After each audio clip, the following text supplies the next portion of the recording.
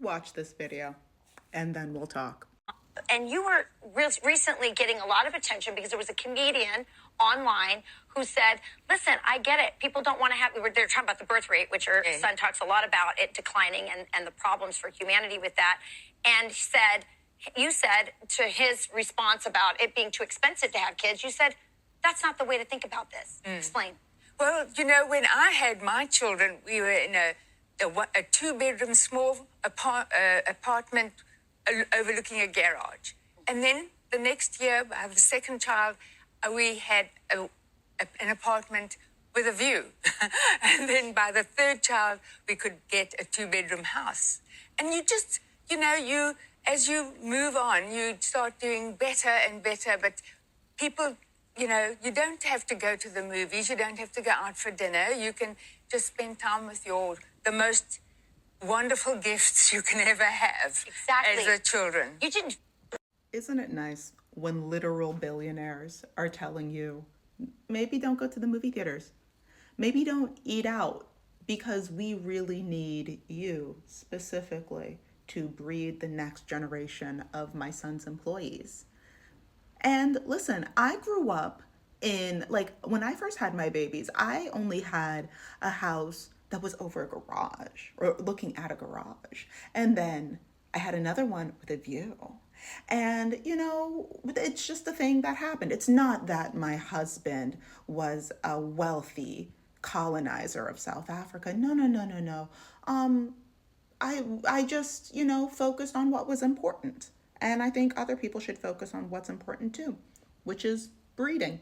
You see how insane that sounds? You see how out of touch that sounds?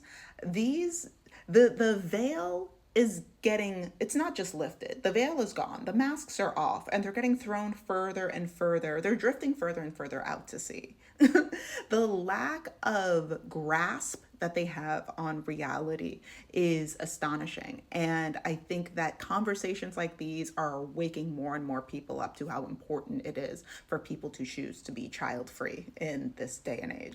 Also, hi. For those of you who are new here, my name is Shayna. I'm a journalist. I talk a lot about decentering men and child-free living. If any of that sounds like a vibe, please like, share, and subscribe. And if you would like to start your freelance writing journey so that way you could write for money, then go to the link in my bio and subscribe to my Substack. It's free and I will not bombard your inbox, but I will be sharing information about my masterclass that is coming out in early 2025. And if I say anything that particularly resonates and you want to give me a gift, ways to do that. Oh my God, words are wild right now.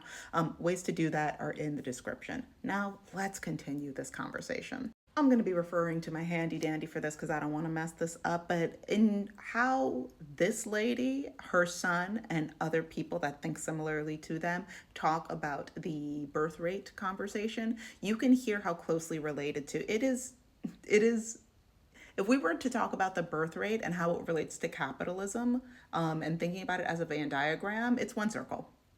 It is the same circle. Because here's what it boils down to. I'm just going to read this. Don't mind me. We need workers. We, billionaires, the 1%, the 1% of the 1%. We need workers. And you make the workers. How do you make the workers? You breed them. You breed them. We keep them uneducated so that way they could just be busy little worker bees. And then you keep breeding them. Okay? And we, the 1%, work your workers, your children, your parents, your siblings, your loved ones. We work all of those workers to death for profit, not their profit, not your profit, for our profit. And then we guilt you and we shame you into making more workers.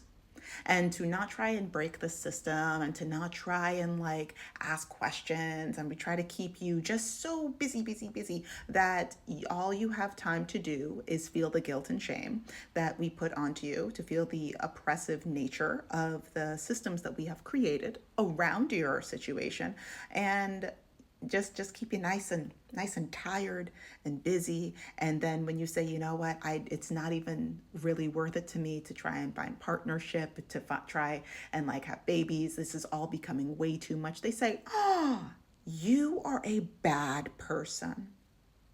You, in the most personal way possible, in the most targeted way possible, you are specifically a bad person. And the only way that you would be better at it is if you bred for us. So do that. I would also like to say that this is one of the many reasons why I say just because you're a woman doesn't mean that you should automatically be trusted. When I say I don't support all women, this is not specifically what I mean, but it falls in the bucket. And if we're thinking about like branches of the tree of white feminism, this is one of the ways that it manifests. I'm just going to read this little note that I have here. She, Elon Musk's mother, is using her proximity to power through her son, but also through whiteness and class to pressure disadvantaged people into continuing to benefit her. And I have gotten an increasing amount of comments, which I'm like, this is wild, that are saying, Shayna, why do you always have to make it a race thing? Shayna, it's not always about a race thing. Shayna, it's just about men. It should be us versus men. Once again, very white feminist way of thinking. And I think that it's incredibly important to keep things as intersectionally focused as possible, because that's how we get to situations like this. That's how we get to situations in the United States where people are saying, oh my God, like, what do you mean women don't have rights and they don't think that our bodies are important? It's our bodies, it's supposed to be our choice. Let's wear these pussy hats and let's wear bracelets to show them that this is gonna be oh, what do you mean like they're getting rid of our education? And what do you mean they've been doing this to Black people since we've been forcefully brought to this continent. So, but the difference now is that you're feeling a couple drops of what has been happening to Black people from the moment that they've been kidnapped and brought to the Americas. Now it's affecting you. If we kept this glance, if we kept this focus intersectionally, then people would realize what happens to the most marginalized of us will eventually happen to all of us. So yeah, we gotta talk about how race plays a part in this. And let us not forget Elon Musk and Elon Musk's mom and dad, they are white South African people. They are wealthy. Even before there was just a one. He is a Nepo baby. Wealthy white South Africans. So apartheid, there are people, Trevor Noah exists. He's been talking about the realities of apartheid that just ended. Quote unquote ended. I just came from South Africa also. Let me tell you, I have never felt such a palpable that the touch of apartheid is still so firmly grasped on that country. It was wild to see how segregated.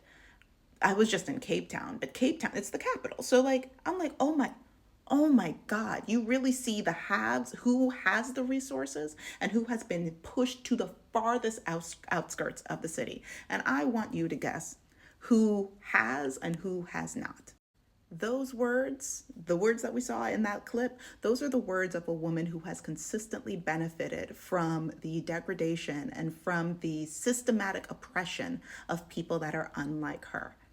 And those are the words of a woman who's like, oh, okay, that's just my reality and my truth. And I don't need to change that because it's been working for me. And I need it to continue working for me. I need my approximation to power to continue to work for me. And for that to happen, then I need to uphold systems that continue to hurt people like you.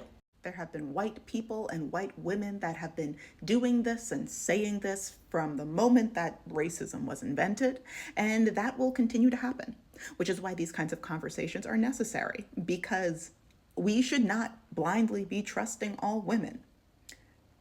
We should not blindly be trusting all women. And we should not be having kids just because a billionaire told us to, or because we're bored, or because our parents want us to, or because we're lonely, or because, this is the greatest thing that a person could potentially do. No. For such a time as this, the answer is no. But I'd love to hear your thoughts on this. So please comment away in the comment section, and I will talk to you guys later. Please, my God, stay safe out there.